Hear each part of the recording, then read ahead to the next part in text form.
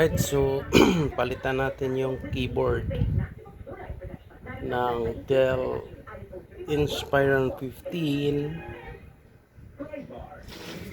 3000 series. Okay, so this is the new replacement keyboard. This one.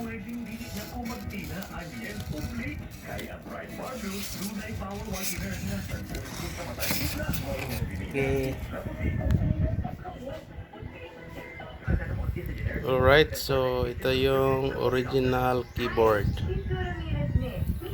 So papalitan natin ng replacement.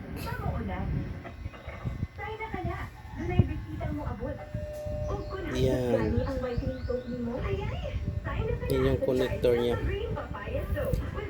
Dell Inspiron 3000 series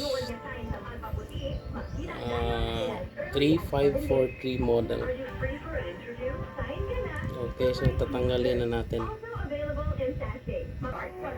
Okay, so ilalagay na natin yung bagong keyboard. So ito yung bagong keyboard. Ito yung luma. The original keyboard. Okay. Ito po na. So ito, iangat nyo lang. Ganun. Tapos pasok nyo. Yan, pasok. Tapos close. That's it. That's how easy to replace a keyboard to a Dell Inspiron 15 3000 series. Subukan natin kung gagana yung keyboard. Okay, so ito na-install na. So merong apat na lock dito. 1 2 3 4. Okay, yan yung lock.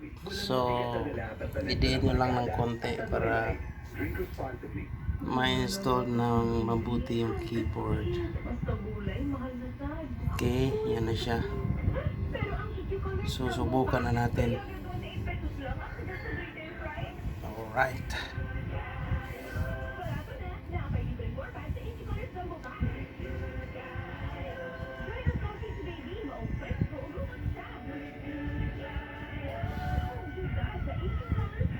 Okay, try natin.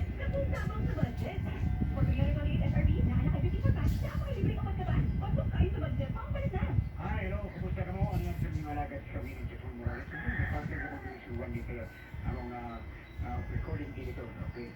As of now, always say a prayer to church. Hindi mo na disconnect sa tumura. Kung sa kanil